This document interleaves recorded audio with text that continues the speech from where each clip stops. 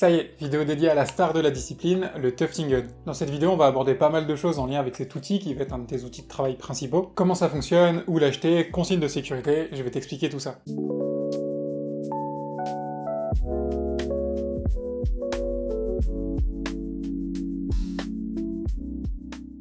Si t'as pas encore de pistolet, tu vas devoir t'en procurer un. Le premier réflexe, ça peut être d'en chercher un d'occasion, et c'est pas une si mauvaise idée que ça, je vais y revenir. Le deuxième réflexe pourrait être de fouiller le fond d'Amazon pour en trouver un moins cher, et ça pour le coup c'est nettement plus discutable. Dans tous les cas, il y a un type de pistolet à éviter, c'est ceux qui ont le petit bouton rouge à la place de la gâchette. C'est les toutes premières générations de pistolets, ils sont vachement mal conçus.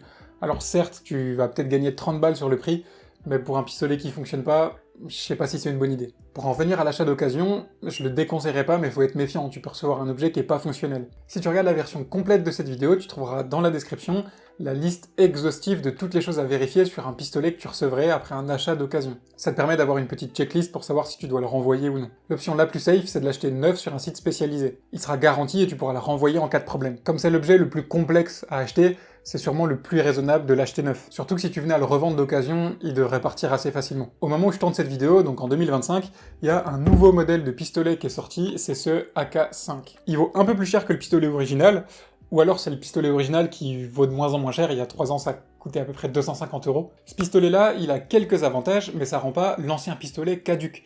Tout ce que l'un sait faire, l'autre sait le faire aussi. Les différents avantages du AK5, c'est que il est un peu moins lourd. Ça joue surtout si tu fais beaucoup de volume, mais c'est pas primordial. Il est un peu moins bruyant. Pareil, rien de primordial, c'est que du confort. Pour terminer, il est plus lent, et ça peut jouer en ta faveur si tu débutes. C'est clair et net, depuis le jour où j'ai investi dans ces nouveaux pistolets pour mes ateliers d'initiation, les participants s'en sortent beaucoup mieux sur les premières étapes, donc la prise en main, les premières lignes droites, les premiers virages, etc. Voilà, je te laisse faire ton choix sur le modèle du pistolet, je suis pas arrêté sur un modèle, ça revient à peu près au même. Encore une fois, il y en a un qui est plus récent, un peu mieux, mais plus cher, à toi de voir. Que t'aies déjà un Tufting Gun avec toi ou non, tu dois absolument connaître les consignes de sécurité. Certes, il te reste encore pas mal de vidéos à regarder avant de l'utiliser pour la première fois, mais t'as intérêt à retenir ce que je vais te dire parce que je veux pas que tu te blesses avec l'utilisation de ton pistolet. Des consignes de sécurité liées au pistolet, il y en a 3. La première, c'est t'attacher les cheveux si t'as les cheveux longs. Quand tu utilises ton pistolet, t'as la tête légèrement au-dessus, tes cheveux peuvent pendouiller dessus, et comme tout est découvert, je te laisse imaginer le drame si tes cheveux se prennent là-dedans. Donc à chaque utilisation, c'est cheveux attachés obligatoire. La deuxième consigne de sécurité, c'est la plus importante, c'est d'éteindre ton pistolet dès que tes mains quittent cette position-là. Je vais revenir juste après sur comment le tenir correctement, t'inquiète pas, mais en gros, il y a plein de moments où tes mains vont pouvoir quitter cette position-là. Tu peux par exemple devoir attraper des trucs avec ta main gauche. Encore une fois, à chaque fois qu'une de tes mains s'enlève de là, tu dois penser à éteindre ton pistolet. Si c'est important, c'est que tu as constamment l'index sur la gâchette. Au début, tu vas pas être habitué ni à l'outil, ni à son poids, ni à la sensibilité de la gâchette. Du coup, sans faire exprès, tu peux mettre des à-coups de pistolet dans le vide. Je te laisse regarder ton Tufting Gun si t'en as déjà un, mais l'aiguille est super pointue, tranchante, et crois-moi, c'est assez puissant comme machine. En gros, si à un moment, t'appuies sur ta gâchette sans faire exprès, et il y a ta main devant, tu peux très facilement perdre tes doigts. Donc dès que tu fais quoi que ce soit d'autre que tufter, pense à éteindre ton pistolet. La dernière consigne, c'est plus une habitude à pas prendre. Parmi tous les gens que j'ai en atelier, ils ont absolument tous le réflexe de tirer sur le petit bout qui dépasse du pistolet après chaque ligne. Ne fais surtout pas ça. 1, tu perds du temps. 2, c'est inutile, ton pistolet n'a pas besoin de ça pour fonctionner. Et 3, ton pistolet est encore allumé, t'as l'index sur la gâchette et t'as l'idée de venir mettre tes 2 doigts juste devant l'aiguille du pistolet. À tout moment, tu risques de t'embrocher les doigts, c'est une habitude à ne surtout pas prendre.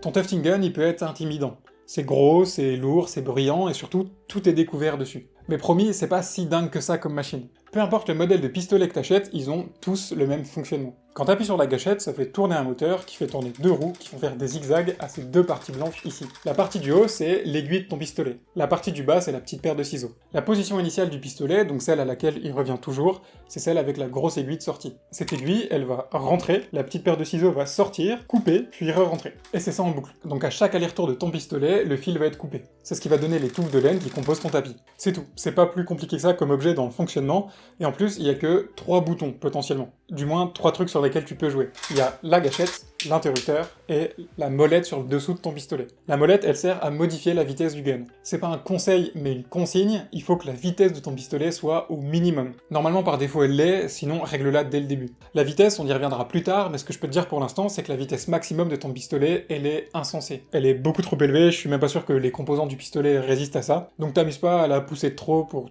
ta sécurité et celle de l'outil. Et voilà, tu sais tout ce qu'il y a à savoir sur ton tufting gun. Comme d'habitude, si t'as des questions, tu peux les poser en commentaire. Je te laisse passer à la vidéo suivante, je t'explique comment tendre ta toile sur ton cadre.